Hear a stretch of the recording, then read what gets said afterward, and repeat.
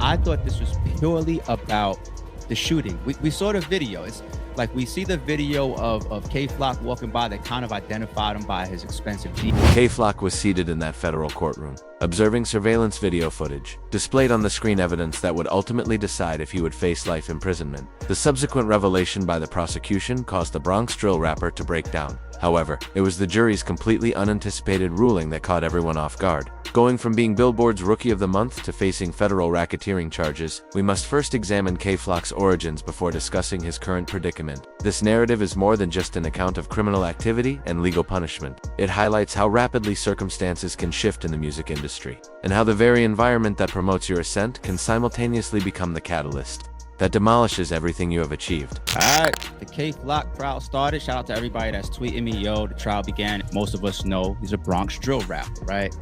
The original indictment, though, K Flock indicted on federal racketeering and murder charges. Kevin Perez was born on April 20th, 2003, in the center of the Bronx, New York City. Growing up in a neighborhood he himself would later characterize as perilous, with both Dominican and Puerto Rican heritage. The young Kevin was influenced by his surroundings from an early age. The Bronx has historically been a significant cradle for hip-hop. However, by 2020, when Kevin began producing music under the moniker K Flock, the borough was dominated by a distinct new genre, drill. Bronx drill differed from its Chicago predecessor. It was characterized by faster rhythms, more disorder, and a clearer link to the immediate street life of its creators. K Flock wholly embodied every characteristic of this sound. His vocal delivery was aggressive, his flow was relentless, and his lyrical content was drawn directly from his environment. When he released his first single FTO in May 2020, he immediately gained attention. The subsequent tracks, Obspotter with Lovey and Brotherly Love featuring Lovey and Dougie Beach, generated increasingly significant buzz.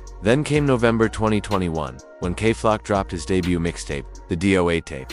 That project reached the #1 spot on the Billboard Heatseekers charts. In the same month, Billboard recognized K Flock as their hip-hop Rookie of the Month. Consider this for a moment. At just 18 years old, this Bronx native had music labels paying close attention, established industry figures reaching out, and a rapidly expanding fan base that absorbed his every utterance. He was featured on Lil J's Not in the Mood, alongside Fivio Foreign, a song that eventually peaked at number 61 on the Billboard Hot 100. During interviews with X, his artistic approach was being compared to that of King Von and Pop Smoke. Asian Doll herself commented that Von would have been a supporter of K Flock's music. Everything appeared to be progressing toward stardom. K Flock seemed destined for a major career. His music resonated deeply, his collaborations were growing more prominent, and the streets offered him complete backing. And then, December 16th, 2021, arrived. On that chilly Thursday morning, around 9:53 a.m., an incident occurred outside a barbershop situated on Amsterdam Avenue near West 151st Street in Harlem's Hamilton Heights area. This event would permanently alter the course of K Flock's life.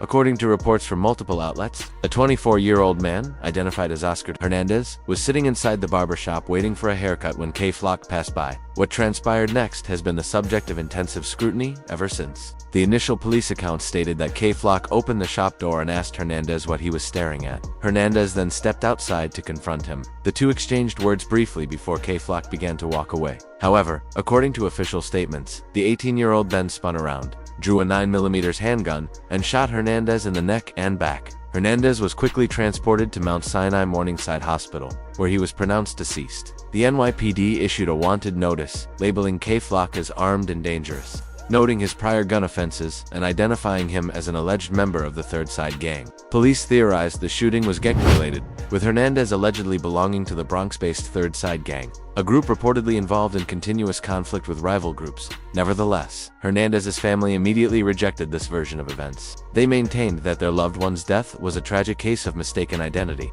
arguing that Hernandez and K Flock were unknown to each other and that there was no existing animosity between them. 1 week after the shooting, on December 23, 2021, K Flock voluntarily went to the 30th precinct and surrendered to the authorities. His lawyer, Scott Lehman, immediately issued a statement challenging the official police narrative. The security footage captured by the barbershop's external camera would become critical to the defense's argument. According to certain accounts, that footage allegedly showed Hernandez exiting the shop to pursue K Flock without provocation, contradicting the police's initial suggestion. Lehman's legal team began their own investigation, demanding the immediate release of all video evidence mentioned in the complaint. K Flock was formally charged with murder and criminal possession of a weapon. Just weeks prior, he had been Billboard's Rookie of the Month. Now, He was facing the prospect of spending the remainder of his life incarcerated. For over a year, K-Flock remained detained at Rikers Island, awaiting trial on state murder charges. During this confinement, he managed to maintain a degree of his career presence, notably through his feature on Shake It with Dougie B, Cardi B, and Bori 300 in April 2022,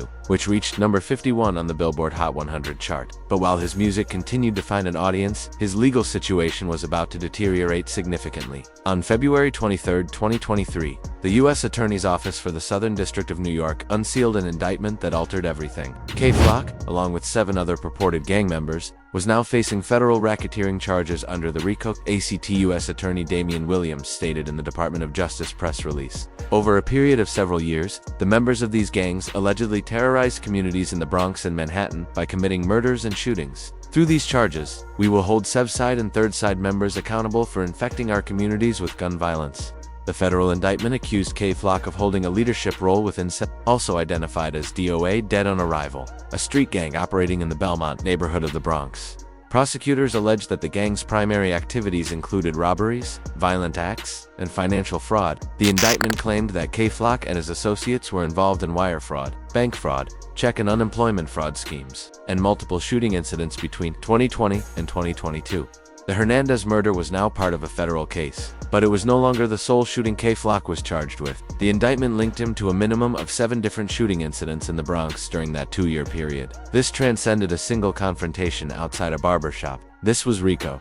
This was the federal government using every available legal tool against K-Flock, and at one stage, prosecutors were considering seeking the death penalty. Rap lyrics, Instagram posts, and the sheer volume of evidence. Before delving into the details of what transpired during the trial, it is crucial to understand an essential aspect of RICO cases, because without grasping how RICO operates, you cannot fully appreciate the extreme jeopardy K-Flock was truly in. RICO, which stands for the Racketeer Influenced and Corrupt Organizations Act, was originally created to dismantle established organized crime groups like the Mafia. The brilliance of RICO, from the perspective of law enforcement, is that it enables prosecutors to link individuals to a pervasive pattern of criminal behavior. If they can successfully demonstrate that you are a component of an enterprise that commits crimes, they can hold you responsible for the actions of the entire organization, not just your own individual criminal acts.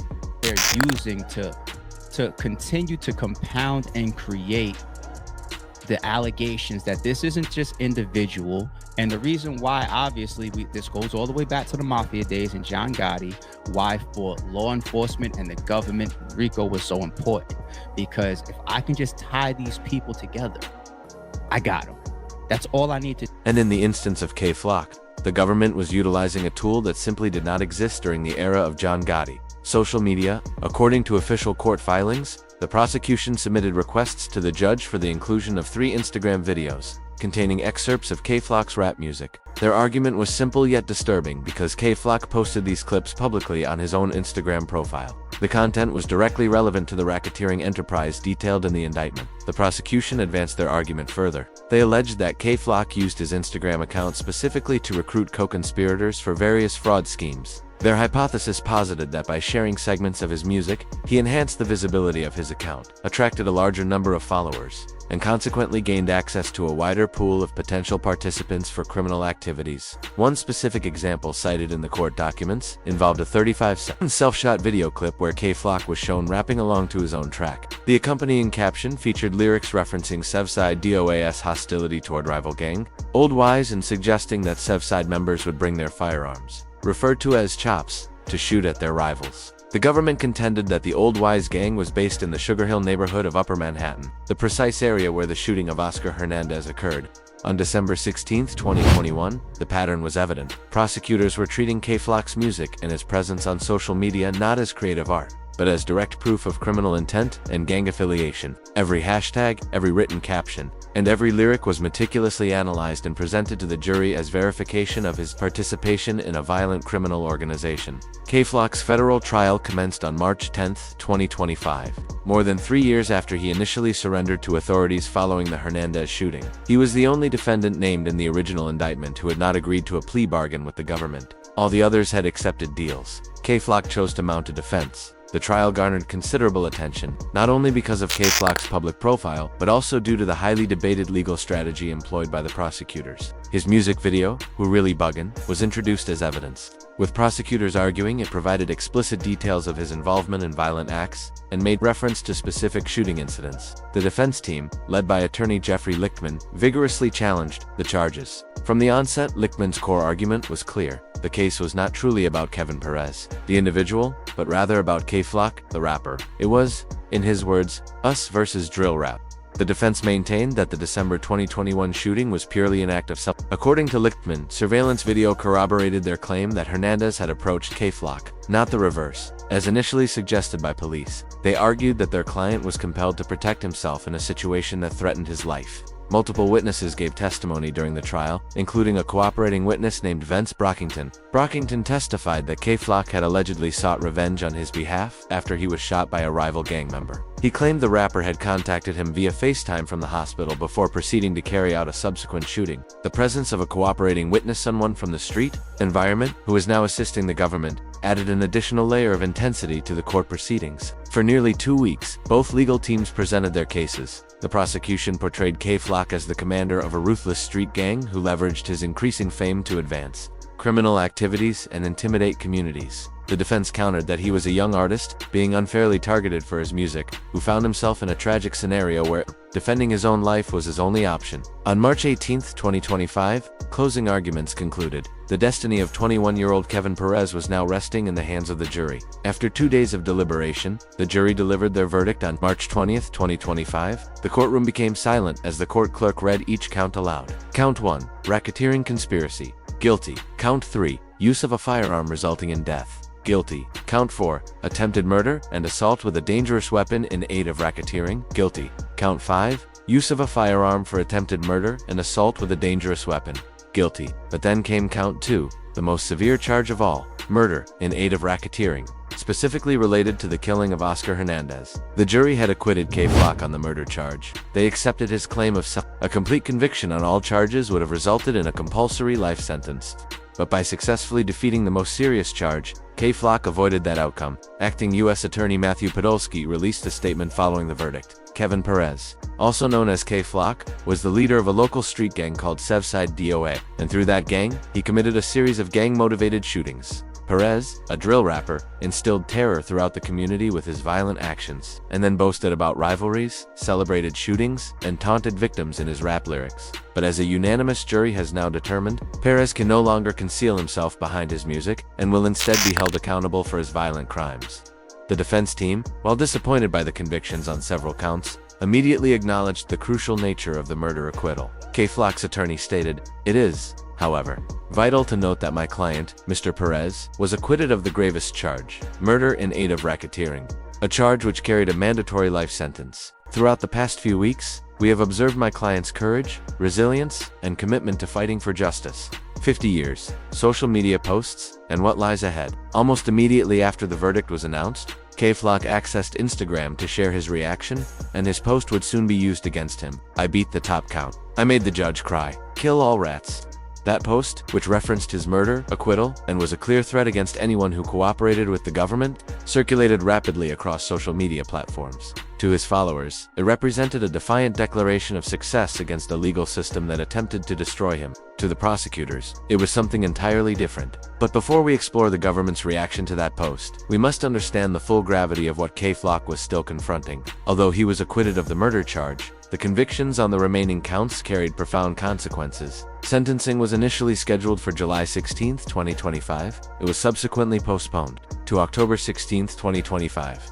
Then, just weeks ago, K-Flock's attorney, Michael T. Alpert, requested another 60-day delay, explaining that the defense had been unable to secure certain materials necessary for the sentencing submission. The judge granted the request but clearly stated his expectation. The defense should anticipate no further delays. K-Flock's sentencing is now scheduled for December 16, 2025. Precisely 4 years to the date of the Hernandez shooting. And now we reach what may be the most devastating development in this entire ongoing story. Federal prosecutors have submitted their official recommendation for sentencing to Judge Lewis.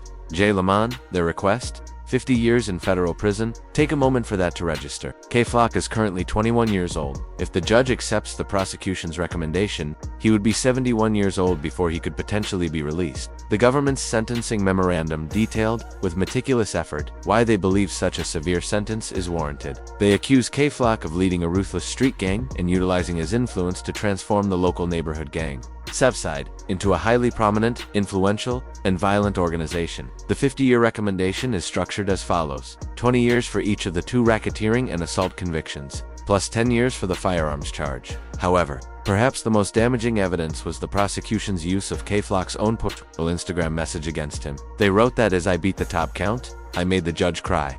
Kill All Rats post demonstrated a complete lack of respect for the law. In essence, even after being found guilty on multiple serious federal charges, K-Flock continued to use social media to gloat and issue threats toward potential witnesses. The prosecution's memo painted a picture of a young man who, despite everything, had learned absolutely nothing, displayed zero remorse, and continued to celebrate the very conduct that resulted in his federal imprisonment in the first place. And this situation forces us into the wider discussion we must have, a conversation about social media, about drill music, and about how the words we disseminate into the public sphere can be weaponized against us. K-Flock's case represents something unprecedented in the history of the relationship between hip-hop and the criminal justice system. We have previously seen rap lyrics utilized in court proceedings. We have witnessed prosecutors attempt to employ an artist's music as evidence of criminal intent.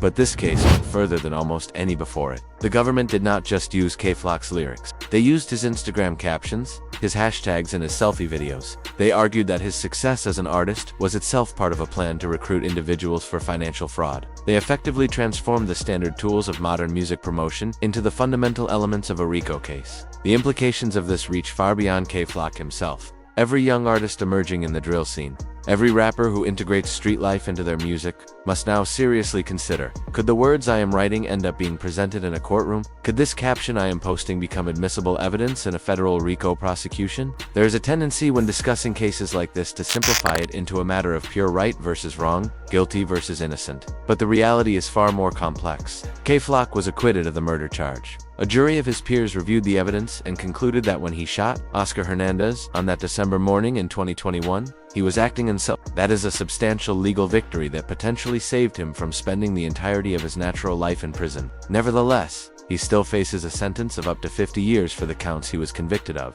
The attempted murder, the racketeering, the firearms offenses, these are not minor offenses. These are the kinds of charges that have devastated the lives of innumerable young men from communities similar to the Bronx, and there is an unavoidable human tragedy at the core of all this that cannot be forgotten. Oscar Hernandez is dead. A 24-year-old man lost his life outside a barber shop on a Thursday morning, and his family will never recover from that loss. Whatever K-Flock's legal destiny turns out to be, whatever the judge decides at the sentencing hearing on December 16th, that foundational fact remains unchanged. So, what is the conclusion? K-Flock remains in federal custody, awaiting the determination of how much of his life will be spent behind bars. His legal team has pledged to appeal the parts of the verdict they believe are unsupported by the evidence. His devoted fans continue to advocate for his release. His prosecutors are pushing for him to be incarcerated until he reaches old age. According to recent updates, the sentencing is now confirmed for December 16, 2025.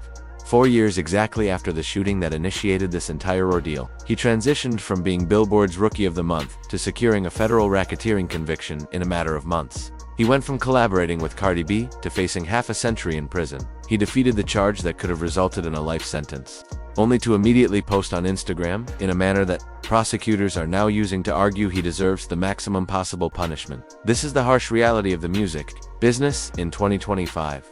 This is the consequence when the street environment and the recording studio collide. This is what happens when social media transforms into a crime scene. Remain tuned for continuing updates on this case. Share your opinions in the comments section below, and remember that what you publish online lasts forever. K-Flock's case is not an isolated incident. Across the United States, a rising number of young rappers, particularly those connected to drill music, have found themselves embroiled in federal RICO cases where their lyrics, social media messages, and music videos are used as evidence against them. The established pattern is undeniable, and the consequences are dire. Perhaps the most widely recognized comparison is Young Thug, whose YSL RICO case in Atlanta became the longest criminal trial in Georgia's history. Prosecutors alleged that his record label, Young Stoner Life, was actually a criminal street gang responsible for homicides, armed robberies, and drug trafficking. Just like K-Flock, Young Thug's lyrics were analyzed in court, with prosecutors claiming that songs such as Ski and Slatty contained admissions of actual criminal conduct. After spending over 2 years in jail, awaiting trial, Young Thug eventually accepted a plea agreement in late 2024.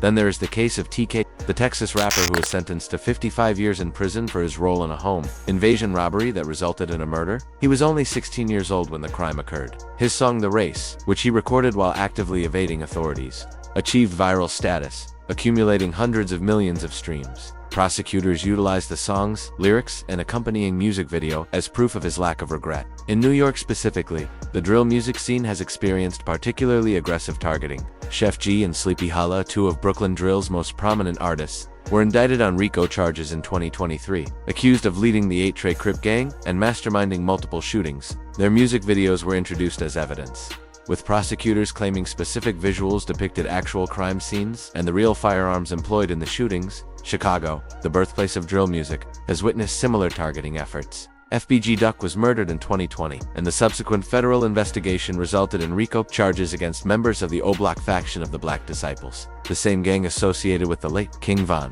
Prosecutors allege that the murder was an act of retribution for Duck's diss tracks targeting O-Block members. The common factor across all these cases is unmistakable. Federal prosecutors have identified drill music as a literal guide to criminal activity. They assert that these are not merely songs. They are confessions set to a musical rhythm. Defense attorneys counter that this approach unfairly criminalizes artistic expression and disproportionately targets black artists originating from low-income communities. What makes K-Flock's situation especially alarming is the method by which prosecutors connected his Instagram engagement statistics to alleged schemes for fraud recruitment. If that legal theory manages to gain acceptance, virtually any rapper with a growing social media following could theoretically be accused of cultivating an audience for illegal purposes. The message emanating from law enforcement is unambiguous. In 2025, your written verses can lead to incarceration. And for an entire generation of artists who built their careers on expressing authenticity and street credibility, that reality compels an impossible choice between their artistic freedom and their personal liberty. Thank you for watching. Be sure to check out the other content featured on the screen.